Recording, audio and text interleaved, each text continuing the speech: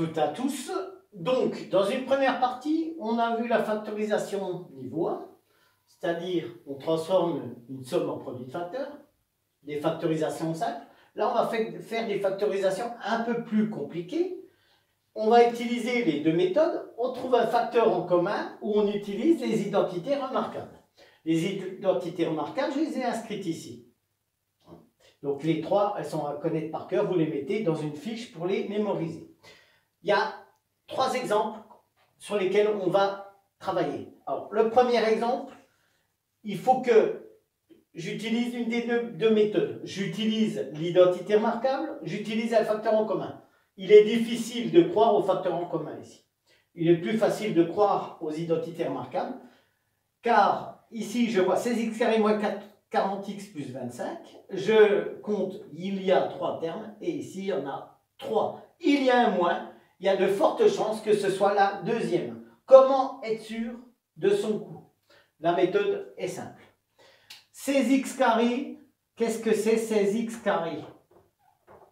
C'est 4x fois 4x, c'est-à-dire 4x le tout au carré. Donc, si a au carré c'est égal à 4x carré, ça voudra dire que a vaut 4x. Ça, c'est la valeur de a. Donc la valeur de a, je l'écris, c'est égal à 4x. B au carré, c'est égal à 25. La racine de 25, ça fait 5. Donc B vaut 5. Donc j'ai A, j'ai B. Et maintenant, je vérifie que moins 2AB, ce soit égal à moins 40x. Moins 2AB, moins 2, fois 4x, fois 5. Moins fois plus me donne moins. 2 fois 4, 8. 8 fois 5, 40. Moins 40, x. J'ai trouvé, déterminé les valeurs de A et de B. A vaut 4x, B vaut 5. La forme factorisée. Donc, alors maintenant, je rédige proprement sur ma copie. Comment on rédige proprement sur sa copie? On dit que 16x carré, c'est 4x le tout au carré. Moins 2 fois 4x fois 5 plus 5 au carré. On a de la forme a carré moins 2ab plus b carré. C'est-à-dire que c'est la forme 4x moins 5, le tout au carré. J'ai bien transformé une somme en produit de facteurs. Vous remarquerez bien que si je remplace x par 0 ici, 0 au carré, ça fait 0. 0 fois 16, 0. Moins 40 fois 0, 0. 0 plus 25, ça fait 25. Ici, on fait pareil. 4 fois 0, ça fait 0. 0 moins 5 me fait moins 5. Moins 5 que tout au carré me donne 25. C'est un moyen qui permet de vérifier si on est dans les clous ou pas. Deuxième exemple. On détermine la méthode. Est-ce que c'est un facteur en commun, une identité remarquable? L'identité remarquable, on règle des deux mains. On utilise le facteur en commun.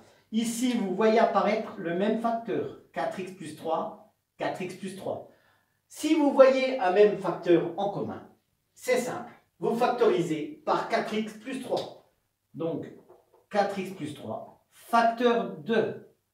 Alors, 4x plus 3 au carré, c'est 4x plus 3 fois 4x plus 3. Donc, ici, il faut faire très attention. Facteur de 2, qui est ici, fois le 4x plus 3. Le moins, vous le mettez ici. Ici, vous voyez le nombre 3. Ici, vous prenez son ami ici. Et maintenant, la méthode, elle est simple. On va simplifier ce qu'il y a dans le crochet. 4x plus 3, facteur de 2. Alors, je distribue ça. 2 facteurs de 4x, ça fait 8x. Plus 6. Moins 3 fois 2x, 6x. Moins 3 fois moins 5, 15. Je simplifie ce qu'il y a dans la parenthèse. Très rapidement, 8x moins 6x me donne 2x. 6 plus 15, 21. J'ai transformé cette somme en un produit de facteurs. Beaucoup plus simple. Le fois, j'ai le droit de le supprimer. Hein? Ici, ça se lit 4x plus 3 fois 2x plus 21. Le dernier, c'est la méthode la troisième méthode. Elle nécessite de connaître le facteur en commun et l'identité remarquable. Pourquoi? Parce que ici, bon, on ne voit pas de facteur en commun. Il est déguisé. Parce que x carré moins 9, vous reconnaissez la troisième identité remarquable. A carré moins b carré. X carré moins 9, vous pouvez déjà dire que c'est x moins 3 facteur de x plus 3. Vous utilisez la troisième identité remarquable. Et là, on retombe sur ses pieds. Tel un chat. Vous reconnaissez le facteur à gauche et à droite identique, vous le mettez au début, c'est le facteur en commun, et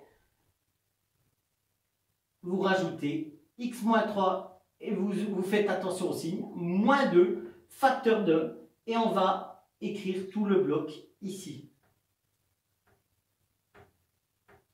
Je simplifie l'expression qu'il y a dans le crochet.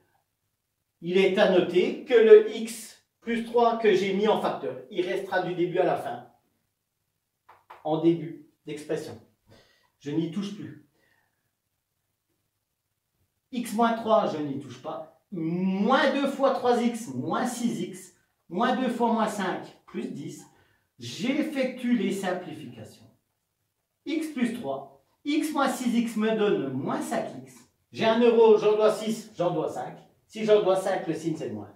Moins 5. Moins 3 plus 10 me donne 7. Je vérifie. J'ai transformé cette somme en un produit de facteurs. Cette séance est terminée.